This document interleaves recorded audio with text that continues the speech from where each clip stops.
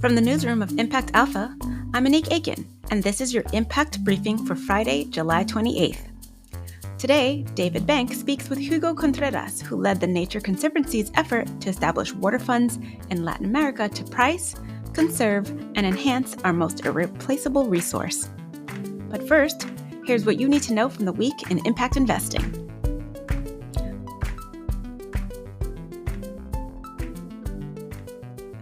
First came the private equity giants moving into impact investing. Then came their impact reports. Not surprisingly, Bain, Apollo, TPG, and KKR gave themselves good grades on impact and ESG. Impact Alpha sifted for nuggets in hundreds of pages of impact reports. One metric that caught our attention? Impact yield. TPG says the impact yield of its $2.3 billion First Rise Impact Fund was up 113% last year. KKR, with its worker ownership strategy, is not the only private equity investor looking for worker solutions and workforce impact. The surprisingly strong labor market has investors looking for companies that can attract employees with quality jobs. Two Sigma Impact, HCAP Partners, and Lafayette Square are among the investors working with companies to offer advancement opportunities, smarter benefits, wellness support, higher pay, and most of all, respect. Dennis Price explores the strategy on Impact Alpha. Community ownership is increasingly in the toolkit of real estate investors. On the east side of Kansas City, Local Code is market testing a novel model that will eventually transfer majority ownership of two large mixed-use projects to local residents. Local Code's structure for community ownership is part of a new set of models for the ownership economy. Racial wealth building strategies increasingly run through residential and commercial real estate. Helping communities get ready to deploy U.S. clean energy funding is the goal of Invest in Our Future. It's a $180 million philanthropic consortium assembled by the Rockefeller, Hewlett, MacArthur, and Packard Foundations, along with Breakthrough Energy.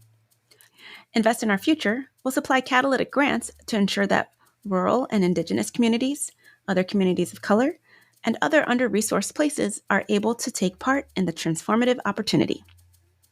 And finally, don't miss Jessica Pothering's Q&A with Brett Isaac and Michael Cox of Navajo Power, which is building solar and storage projects in indigenous communities across the United States. The flagship project is a 750-megawatt facility on Navajo Nation, next to the site of a shuttered coal-fired power plant. And now, it's time to talk about water funds in Latin America. David caught up with Hugo Contreras at the recent Salzburg Global Seminar, Connecting Capital to Communities, sponsored by the Robert Wood Johnson Foundation. Let's listen in. What problem are you trying to solve? When you ask people generally where the water comes from, the immediate answer is comes from the tap. That's the general answer.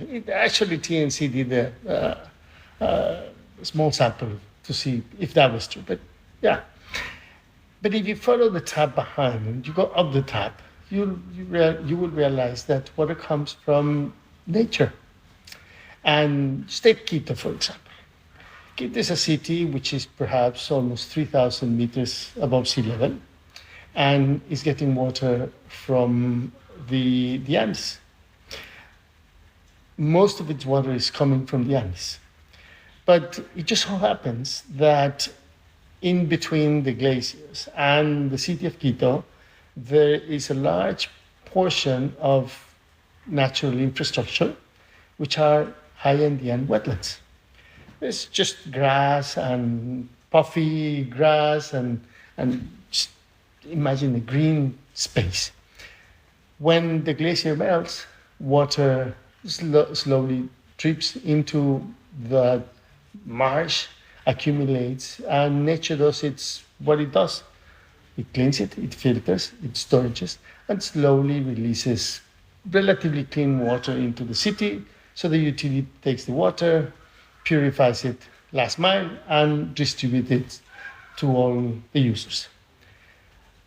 But the reality is that although watershed and that piece of nature is really important, no one is taking care of that. So the problem that we were trying to solve, and the Nature Conservancy was trying to solve back in 2000, was how can we take care of nature, how can we bring the water users to the equation, and on top of that, we understand that there is lots of biodiversity around that we can also take care of. So it's like a triple benefit. You improve the city's ability to get water, you reduce the cost, or at least maintain the cost of cleaning the water, and you preserve nature. Biodiversity really needs space. People often have a hard time thinking about how to invest in water.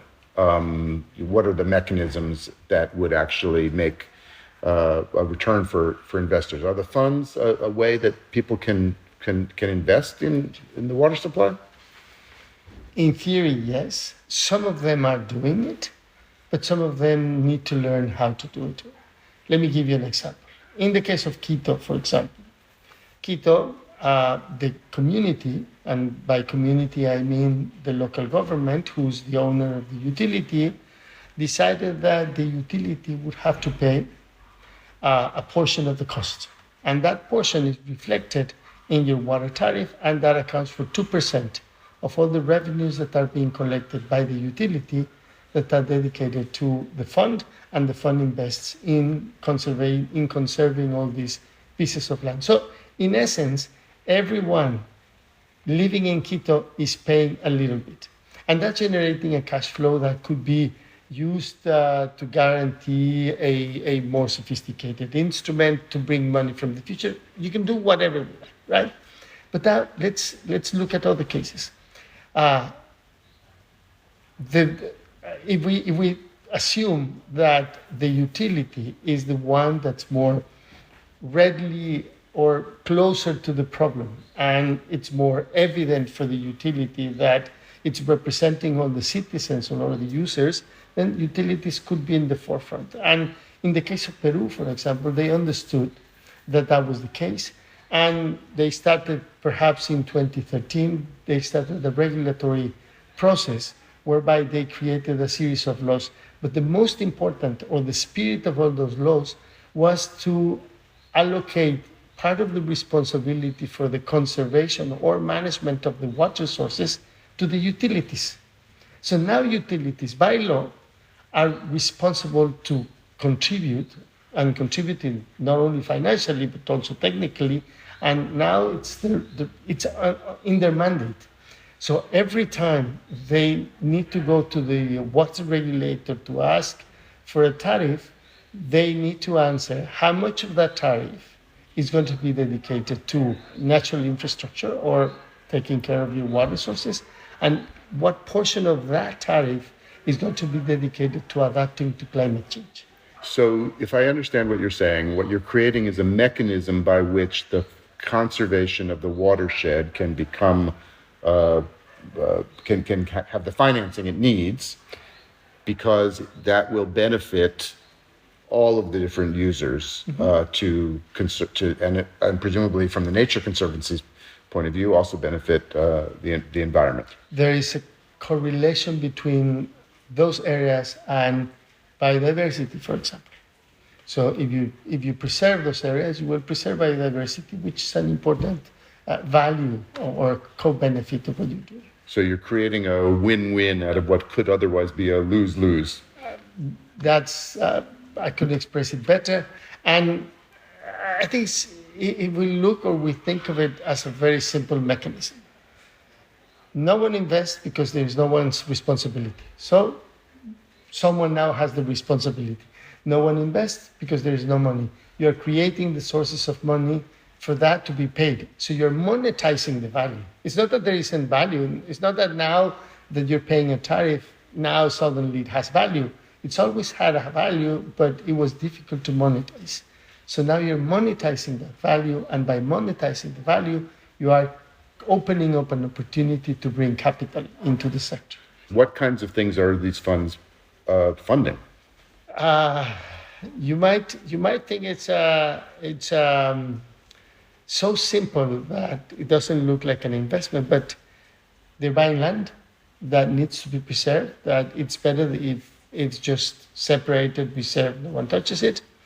They are investing in reforestation. They are investing in improving agricultural practices or best management practices for agriculture.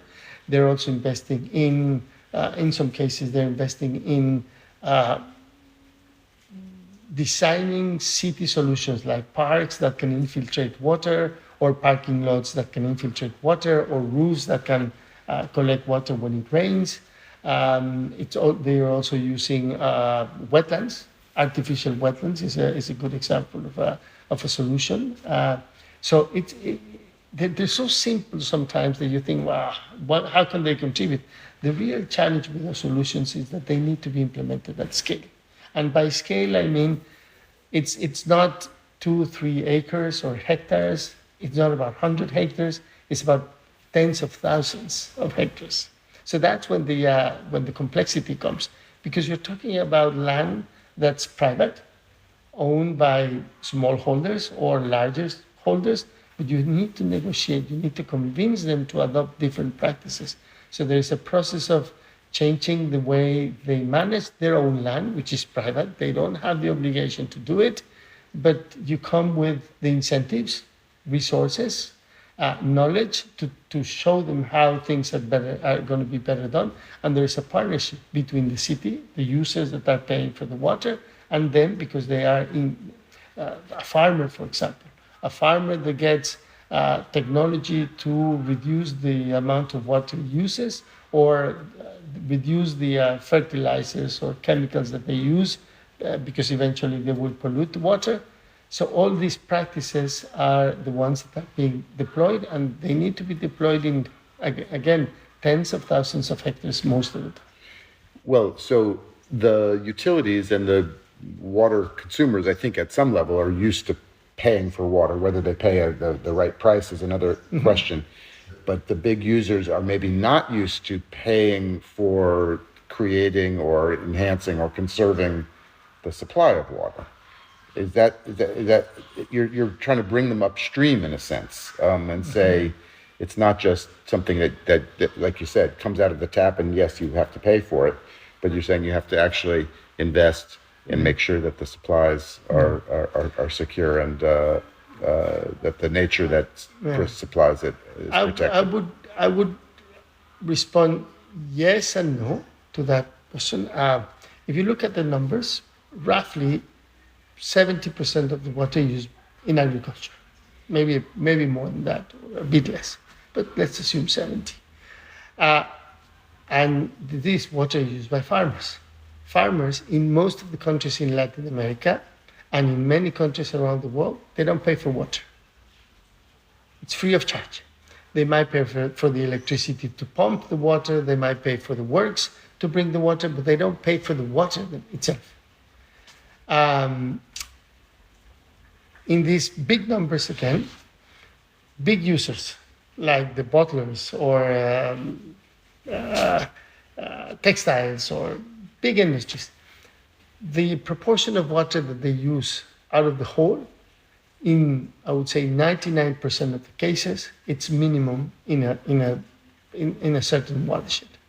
It's even less than utility would be the second largest user of water. No one actually competes with the utility. So when you say they are not used to paying upstream, yes, they're not used to. They could do better, they could pay. But one of the fair conversations that they have, an honest conversation that they have is, yes, okay, if I provide just under 1% of the total revenue of the utility, and even the tariffs, I pay a higher tariff on average than the rest of the city of the users, that is going to be my contribution. Let's assume I double my contribution and I will contribute 2 percentage points. That's not going to make a difference. What's going to make a difference is that the utility and particularly the farmers start paying for water when it comes to case. And not only that, think of yourself as a developer. Now that we're talking about housing, for example, imagine you're a developer. Imagine you live in Mexico City and there is a big piece of open land in the southern part of the city. So you start developing that. What is the environmental cost of that externality?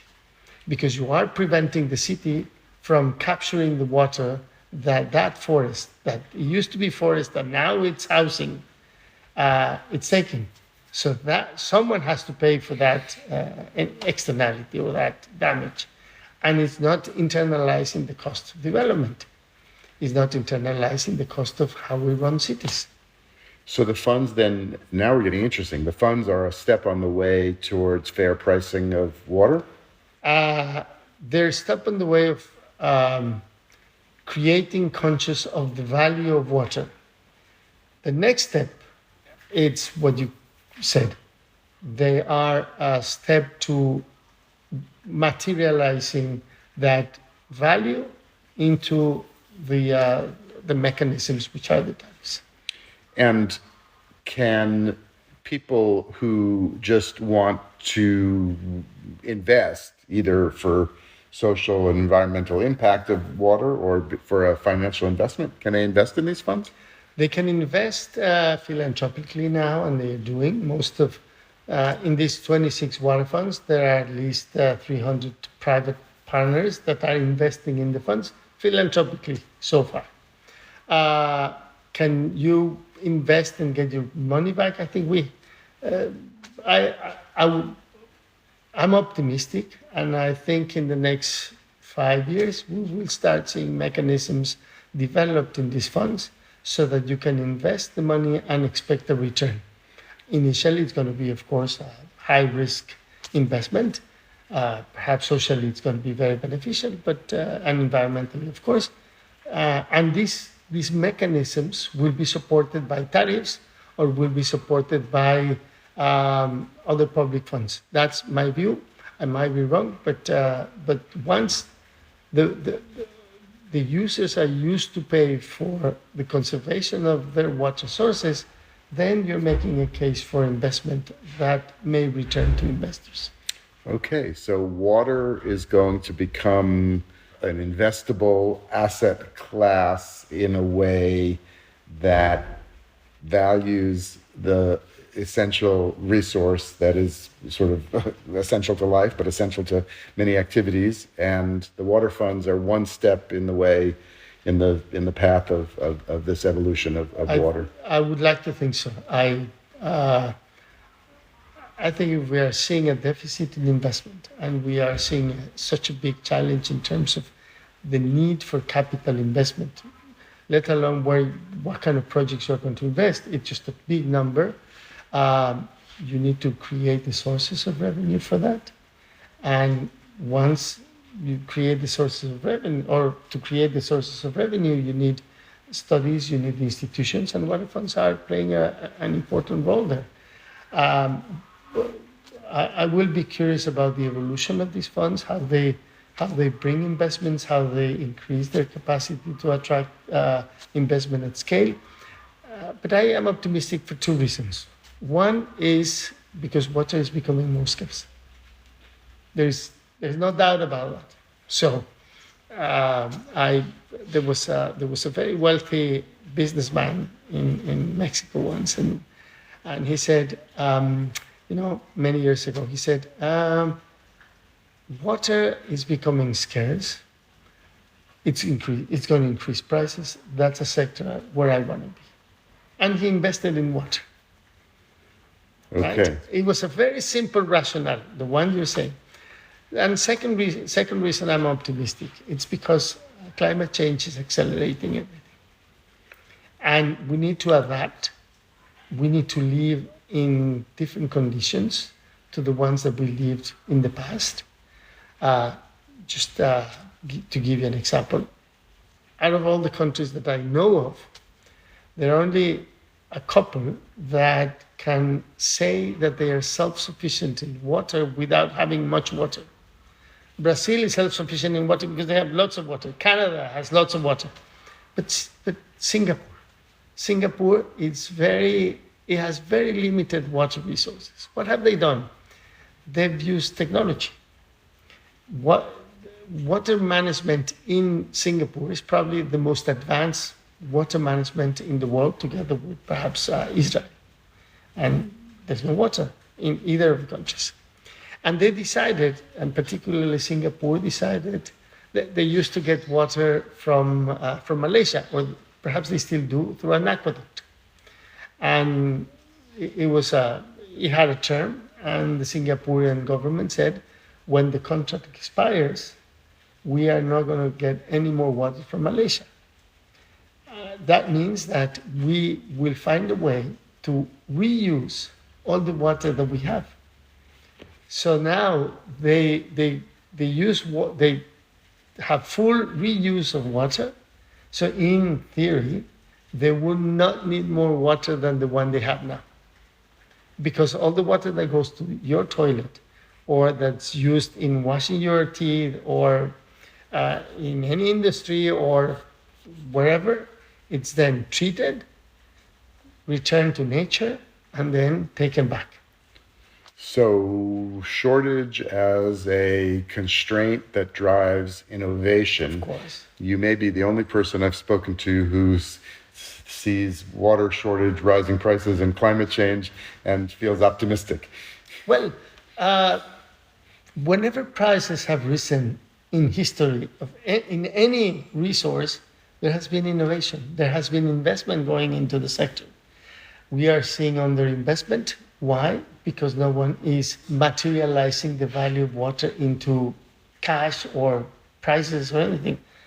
When we start seeing that, again, I'm an economist, I will think that resources will flow to that sector.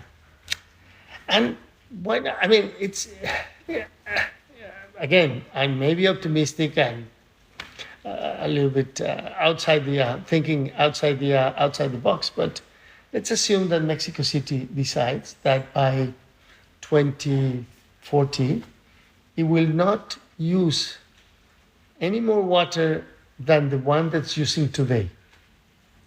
Period. Regardless if it has 1 million more people or 2 million more people. The only solution to that is to bring technology, efficiency, investment, and to use the water in full cycle. Okay, Hugo Contreras, one of the innovators of water funds throughout Latin America. We're going to be watching closely as water becomes, as you say, ever more important, ever more scarce, maybe ever more expensive. Thank you for joining us. Thank you very much. I'm happy to be here. And that's going to do it for this week's Impact Briefing. Thanks to Hugo, David, and our producer, Isaac Silk. Sign up for Impact Alpha Open, our free weekly newsletter, directly at impactalpha.com. Or become a subscriber to get full access to our award-winning daily coverage in impact investing and sustainable finance. Just go to impactalpha.com/subscribe. Thank you for listening. I'm Monique Aiken, Managing Director for TIP, the Investment Integration Project. We're off next week, but we'll be back the second week of August. So until next time, take care.